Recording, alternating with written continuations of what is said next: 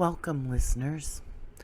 Some places are cursed, others are haunted, and some don't care about you at all.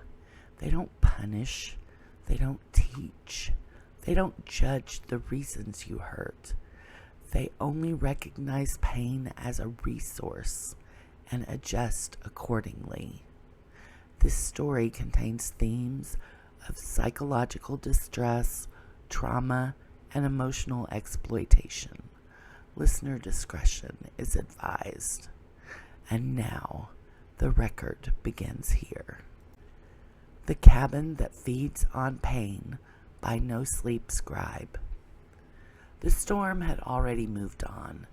It left behind a quiet that pressed against the cabin like held breath. Inside, the man sat in the chair. He had not moved in some time. His body had drawn inward on itself, skin tight over bone, lips cracked and darkened, eyes sunk so deeply they seemed like omissions rather than features. Every visible inch of him was dry, not starved, not neglected, drained. The bed behind him was neatly made. The stove was cold but ready. Firewood was stacked precisely beside it, dry as kindling had ever been.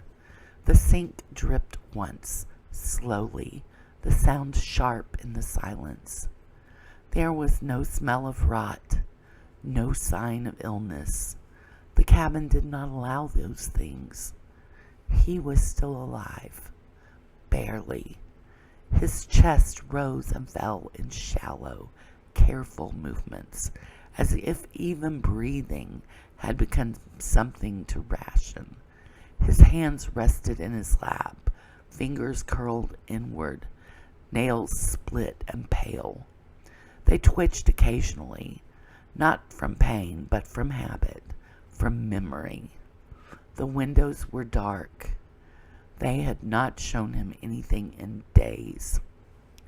When the windows fed, relief followed. The pressure behind his eyes eased. His heart slowed. But now there was nothing left sharp enough to take.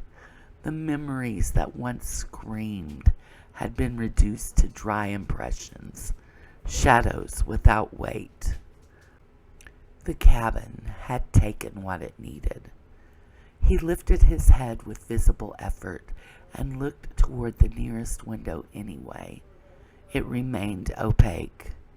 His mouth opened. No sound came out. The door across the room stood closed, unbarred, unguarded. It had opened for him once. He had not crossed the threshold. By the time he understood what leaving would cost, the choice had already passed him by. Outside, the first low roll of thunder sounded. Again, not violent, not urgent, directional. The cabin adjusted. Somewhere in the mountain, far from any road, the storm began to gather its next offering. The weather turned faster than it should have. Gabrielle Vance noticed it because weather was something she respected, the way you respect an animal that didn't need to hate you to kill you. At 38, she had learned to read mountains the way other people read rooms. Subtle shifts, pressure changes, the moment the land stopped tolerating you. This wasn't that. The sky ahead of her darkened all at once, not gradually, but decisively, like a shutter snapping closed. One moment the peaks were sharp and blue, the next they were flattened into silhouettes. The temperature dropped hard enough to bite through her collar. She stopped. Wind moved downhill through the trees in a single unified direction. Leaves skittered past her boots, all traveling the same way. When she turned, the ridge behind her was still sunlit, calm, wrong. Thunder struck without warning, not a roll, an impact. "Okay," she said aloud, grounding herself in the sound of her own voice. Her GPS flickered, the map stuttering, as if unsure where she was supposed to be. Forecast that morning had been dull, safe. Boring had been the point. Rain came down in a sudden sheet, heavy drops hitting the ground, hard enough to kick up mist. The trail behind her softened immediately, dirt loosening underfoot. Ahead, the path narrowed and broke into scree. Wind pressed insistently at her back, not violent, just steady, correcting. She moved. The storm followed. Lightning flashed again, bleaching the mountain white for an instant. In that flash, Gabrielle saw the cabin. It sat just below the tree line, small and squared off against the slope. The roof was dark with rain. No smoke from the chimney, no light in the windows. It looked older than the forest around it, as if it had been placed there and left to wait. Relief hit her first, then unease. She hadn't marked any structures in this area. She told herself that meant nothing. Old survey shelters, forgotten hunting cabins, someone else's idea of solitude. Thunder cracked again, close enough that she felt it in her teeth. She ran. By the time she reached the door, she was soaked through and breathing hard. The wind drove her the last few steps, guiding her directly to the threshold. The door opened easily. Inside, the air was warm and dry. Gabrielle stepped in and pulled the door shut behind her. The sound it made was ordinary, a solid, unremarkable click. Outside, the storm stopped. Not faded, not moved on, stopped. When she turned, she saw him. He sat in the chair near the table, facing slightly away from the window. For a split second, her brain tried to make him alive, sleeping, injured, dehydrated. He was upright, intact, human. Then she saw the skin.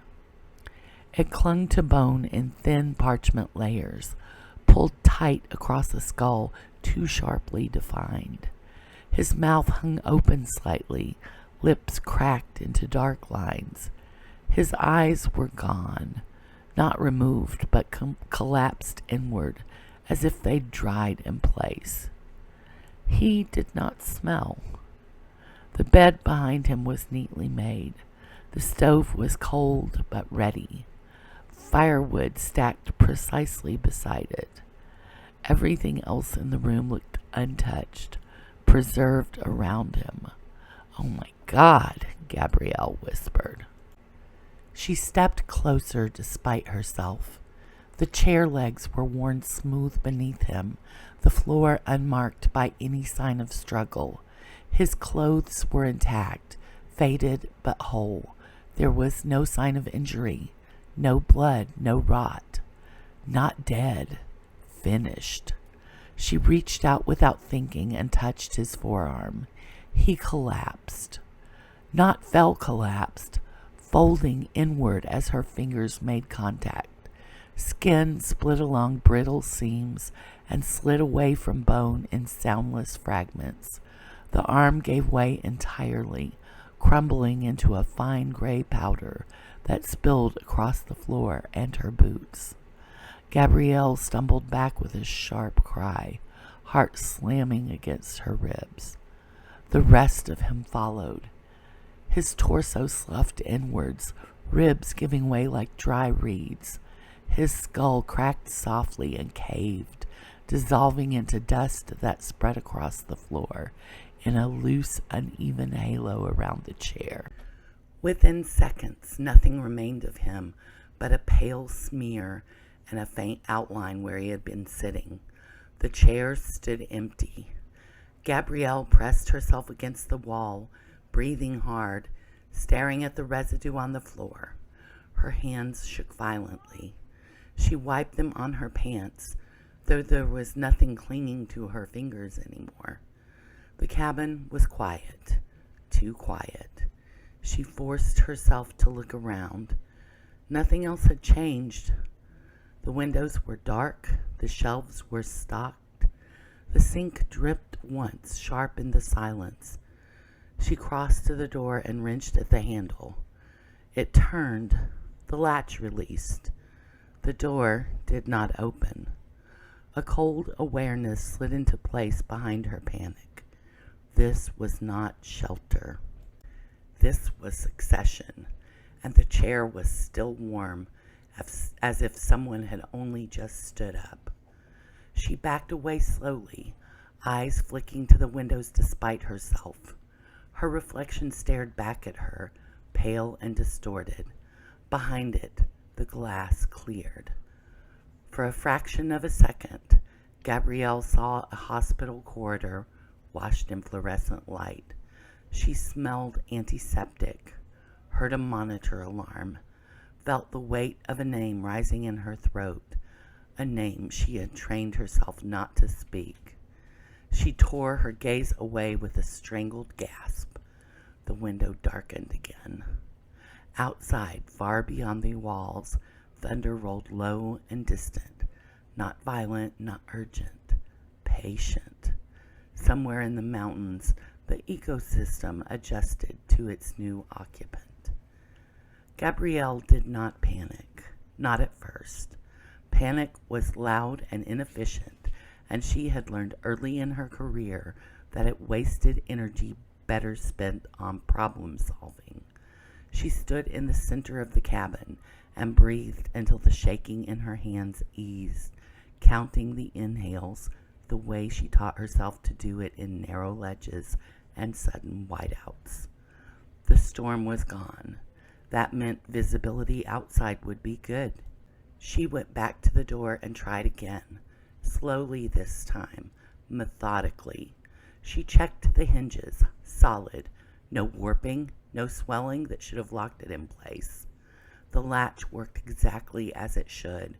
When she leaned her weight into it, the wood did not creak or flex. It simply refused to move. Gabrielle stepped back and let her pack fall open on the floor. She took inventory with practiced efficiency.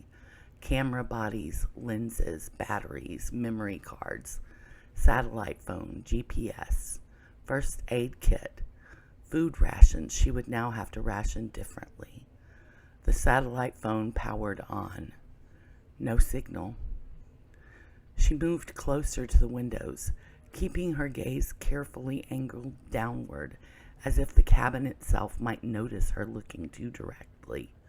Light filtered through them without revealing what lay beyond, just a dull, featureless gray, like fog that never shifted.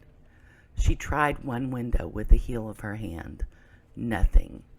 She reached for her multi-tool, flipped out the blade, and struck the glass again, and then again. The sound was wrong, flat, deadened, as if she were hitting a slab of metal instead of a pane of glass. The blade did not chip. The surface did not mark.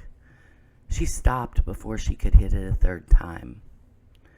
The memory of the hospital corridor hovered at the edge of her mind, unwelcome and sharp.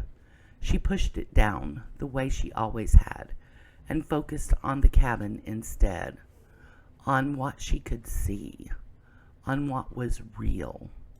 The room offered answers in objects. The shelves held enough food for weeks, maybe months. Simple things, but balanced. Protein, carbohydrates, canned vegetables. The sink ran clean cold water when she turned the tap, the flow steady and unending. The stove lit easily, the fire catching with minimal coaxing. The heat blew me out into the room with comforting immediacy.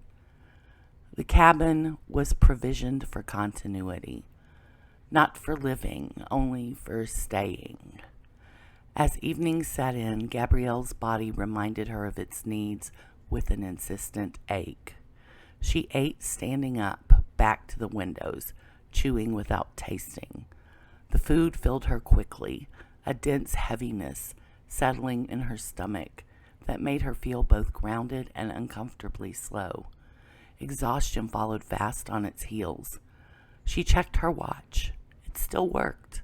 Time passed normally enough, at least in small increments. Outside, there was no indication of night beyond the deepening dimness beyond the windows. She sat on the bed, boots still on, and closed her eyes for just a moment. Sleep took her immediately. When she woke, she had no idea how long she had been unconscious. Her body felt rested in a way that unsettled her. Muscles loose, joints easy, the dull aches of the hike gone entirely. The fire in the stove had burned down to embers, the room still warm. Her hunger was back. Sharp, sudden, disproportionate. She swung her legs off the bed and stood, swaying slightly as the hunger twisted low in her abdomen. She ate again, faster this time, barely bothering to heat the food. The sensation faded almost as quickly as it had arrived, leaving behind a faint, hollow calm. That was when she realized the windows had changed. They were clearer now, not fully transparent, but thinner somehow, like a veil that had been pulled back. The gray beyond them shifted, resolving into vague shapes. She felt it then, the same pressure she'd felt before a storm broke on an exposed ridge, the sense that something was about to happen, whether she was ready or not. Her gaze flicked up despite herself. The window nearest the table cleared completely. She was no longer in the cabin. She stood knee-deep in snow under a sky bleached white with overcast, the air thin and burning in her lungs. Her camera hung heavy around her neck, the strap biting into skin already raw from cold. Ahead of her, a figure moved unsteadily along a narrow ridge, too far out, too exposed. She knew this memory. "Don't," she whispered, even as it unfolded. The figure slipped. The sound of the fall came seconds later, distant, final. Her legs locked, useless, as she watched the body disappear into the clouded drop below.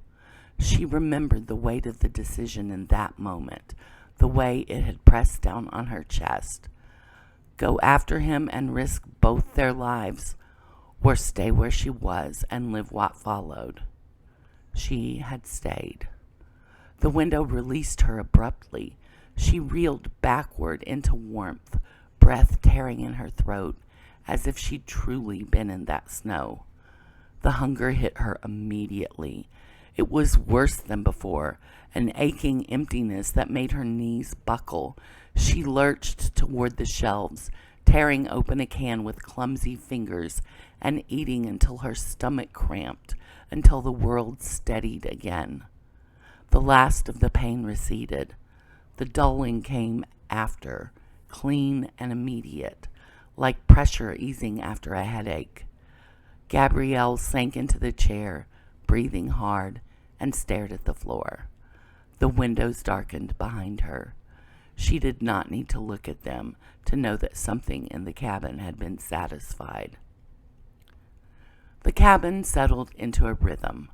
Gabrielle recognized it the way she recognized the early stages of altitude sickness, not from a single symptom, but from the pattern they formed together. Hunger came in sharp waves now, no longer tied to time or exertion. Sleep followed each feeding, heavy and absolute. When she woke, the pressure behind her eyes would be gone, replaced by a strange, fragile calm. The windows cleared when the hunger peaked. At first, she tried to fight the timing. She kept her back to the glass, sat on the floor with her pack between her and the room, forced herself to focus on equipment maintenance. She cleaned her lenses, organized memory cards, repacked and unpacked the same items until her hands ached from the repetition. It helped, briefly. Then the headaches began. They weren't sharp. They spread, low and grinding, like a weight pressing inward from the sides of her skull. Light made them worse. Sound made them worse. Even her own breathing seemed to aggravate them, each inhale scraping against the inside of her head. She ate. It didn't help. The hunger that followed was different now, deeper, almost cellular. Her limbs felt heavy, uncoordinated. Her thoughts slowed, the edges of her awareness blurring, as if she were fighting off hypothermia instead of sitting in a warm room. Finally, shaking, she turned toward the nearest window. It was already clear. This time, the memory did not announce itself with spectacle. She was younger, mid-20s maybe. The light was late afternoon gold, warm and forgiving. A small kitchen, someone else's apartment, cluttered and lived in. A man stood across from her, shoulders hunched, eyes bright with something like hope. "You don't have to go," he said. The words hit her with the same sickening familiarity as the hospital corridor had. She remembered how carefully she'd kept her expression neutral, how she'd already made the decision before the conversation began. "I do," she replied. "This is important." The memory did not cut away. It lingered. She watched herself pack a bag while he hovered uselessly nearby, watched the way his hands twitched as if he wanted to reach for her and didn't dare. She saw the moment his face changed, not to anger, not even to grief, but to resignation. That was what hurt the most. The window held her there, forcing her to sit with the sound of the door closing, the quiet that followed, the knowledge that she had never gone back. Not really. The relationship hadn't ended in a fight or a betrayal, just in her absence, stretched out over years. When the scene finally released her, Gabrielle slid down the wall until she was sitting on the floor. Her chest ached the way it did when she held her breath too long. She inhaled like she'd been underwater. She crawled to the shelves this time, hands trembling so badly she dropped the first can she grabbed. She ate mechanically, barely registering the taste or texture, only the way the ache in her chest slowly, mercifully faded. Something else faded with it. She noticed it later, after she had slept and woken again. The memory of that kitchen felt thinner, still present, still recognizable, but stripped of its sharpest edges. The regret was there, but distant like an old photograph viewed through fogged glass. That scared her more than the pain had. She tested the theory the next time the pressure built. When the window cleared again, she forced herself to look away almost immediately, denying the cabin a full feeding. The headache that followed was brutal, worse than any before.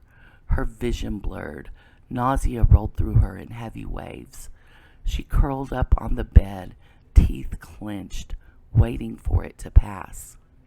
It didn't.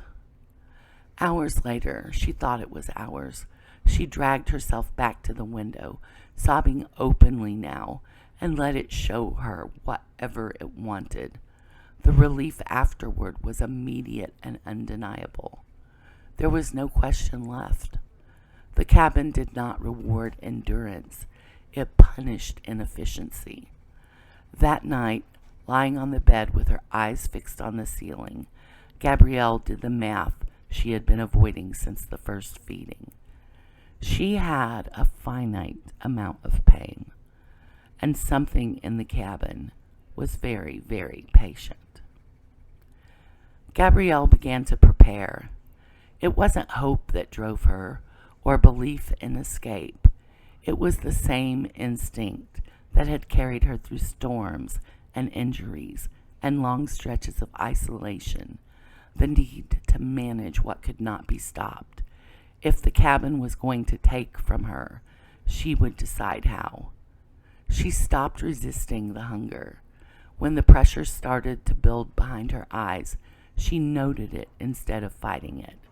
When her hands began to tremble and her thoughts slowed, she acknowledged the pattern. The windows cleared shortly afterward every time, patient and expected. She chose which one to face. At first, the cabin allowed the illusion. One window showed her the accident, slick rock, a misjudged step, the sickening realization that help would not come in time. Another showed the aftermath of an assignment gone wrong, her name attached to a photograph that had ruined someone's life without meaning to. Each memory hurt, sharp and consuming, and the relief afterward came like a drug. But the cabin adapted. The scenes shortened. The pain peaked faster, burned brighter, then flattened out. The hunger that followed was still there, but weaker, as if the meal had been insufficient. Gabrielle noticed before the cabin corrected it. The next memory arrived without warning and without distance. No framing, no build-up, just immersion. She was a child again, small and cornered, the room too close and too quiet. The smell hit her first, stale sweat and something chemical. She felt the weight of a hand on her wrist, the way her voice vanished when she tried to speak. The helplessness bloomed hot and suffocating in her chest. A familiar terror she had learned to package neatly and label over. She screamed. The window did not let go. The pain was total, swallowing thought and breath alike. Her body reacted as if it were happening again, muscles locked, vision narrowing, heart racing itself toward collapse. The cabin held her there, extracting every jagged edge, every buried echo of fear and shame. When it finally released her, she collapsed to the floor, shaking uncontrollably. Her hunger was overwhelming. She ate until her stomach rebelled, until the shaking eased and the world settled back into focus. The relief afterward was deeper than anything she had felt before, an almost frightening emptiness where the pain had been. She lay there for a long time, staring at the ceiling. When she finally stood, something inside her had shifted. The memory was still there. She could recall the facts of it, the outlines, the knowledge that it had happened, but the visceral weight, the part that had once made her chest tighten without warning, was gone.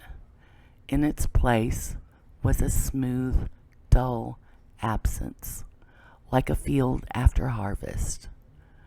The cabin did not show her another window that day. It didn't need to. Gabrielle moved through the room slowly, touching things as if to reassure herself that they were still solid. The chair, the table, the edge of the stove. Her hands felt steady, too steady. Her nails clicked softly against the table edge. She stared at them, confused by the length. She felt a draft. It stopped the moment she noticed it. She walked to the chair, sat, and waited. When the hunger returned, it was gentler this time, manageable. She could almost ignore it. That frightened her more than the pain ever had, because she understood now what the cabin was doing. Not just feeding, but optimizing. It was finding the memories that yielded the most with the least resistance, draining them until they no longer hurt enough to matter, until she no longer did. Outside, beyond the walls, thunder rolled low and distant. not as a threat, but as a signal.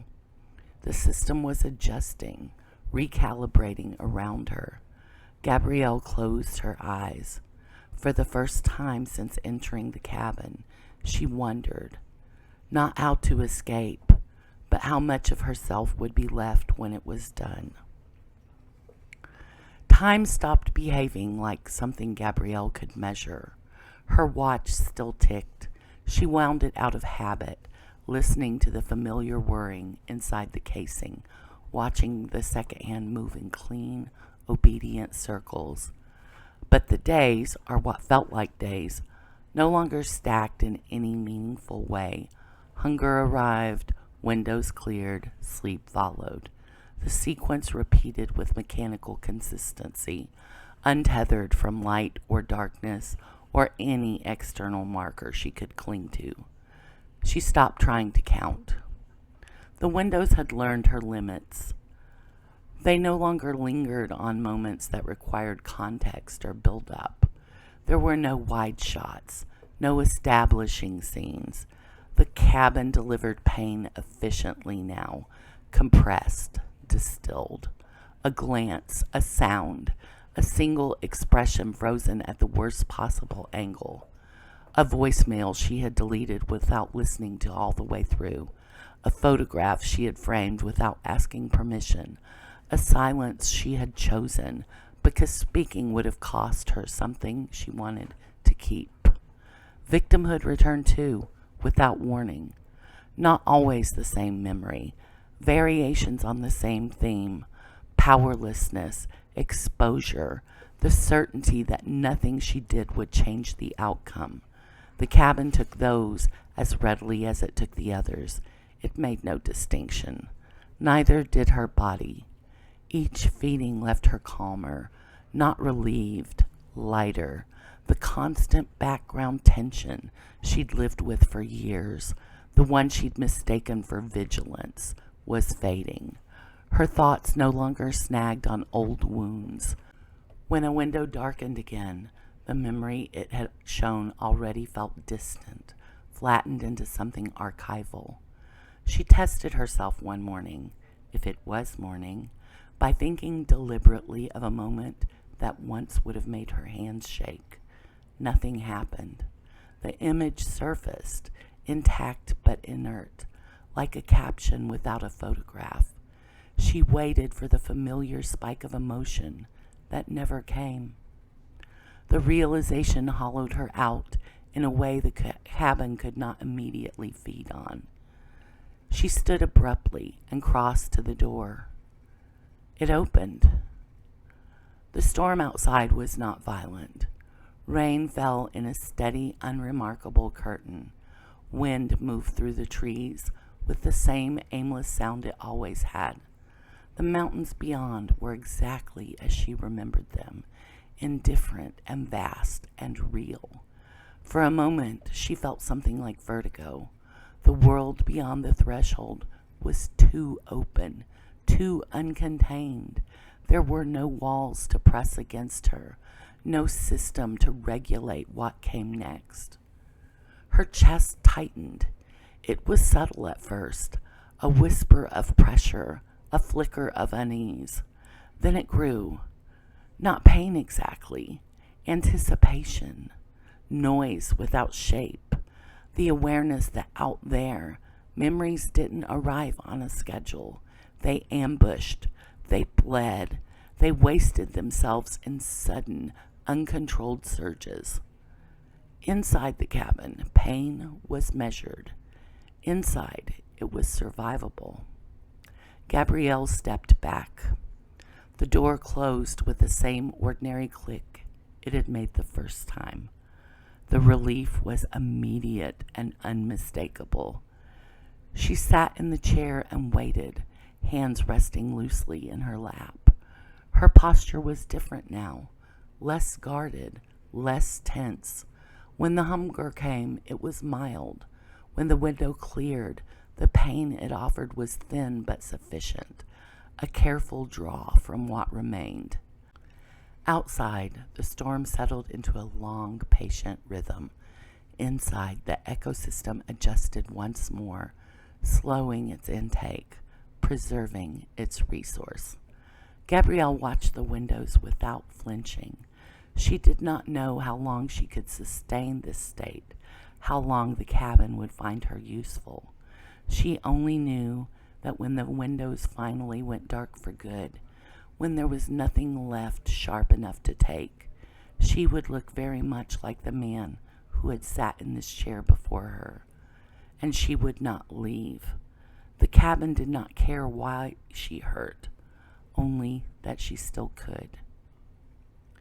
The Department of Anomaly Analysis and Administration, Field Report, Post-Contact Observation, Clearance, Black Umbra, Subject, Alpine Structure, Unregistered, Designation, PAS 041, Cabin Ecosystem.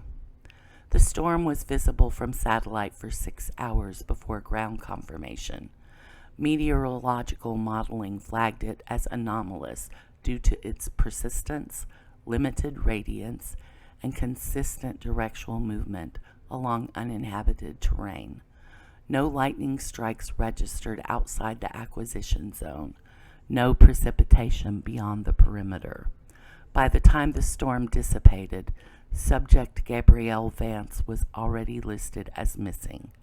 Recovery teams did not approach the structure directly. Previous incidents had established that proximity increased the likelihood of atmospheric escalation and personnel loss. Instead, long-range observation was conducted from a stabilized ridge 2 kilometers east. All prior direct contact operations are archived under fatality classification.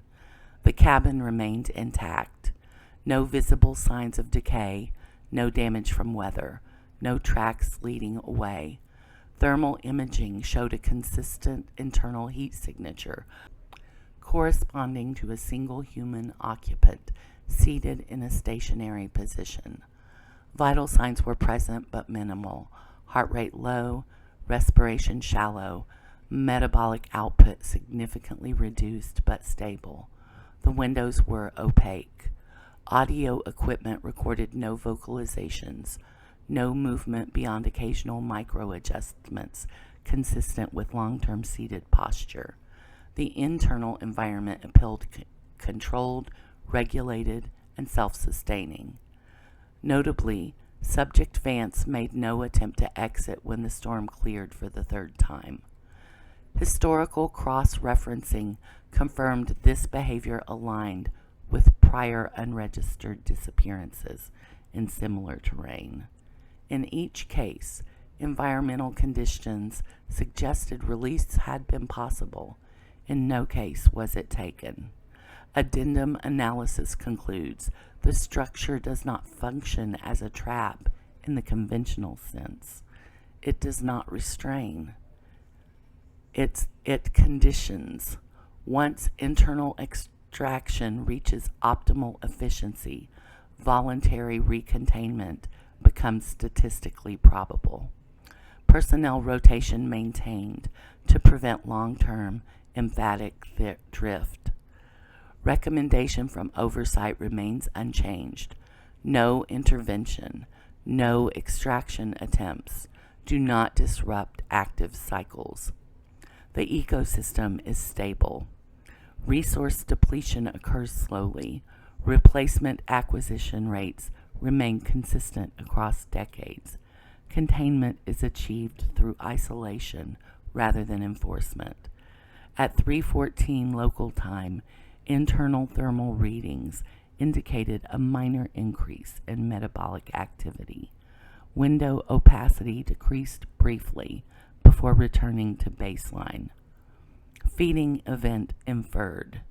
The storm began forming again shortly afterward, drifting south along the ridgeline. Directional, patient, precise. The system continues to function within acceptable parameters. Report closed.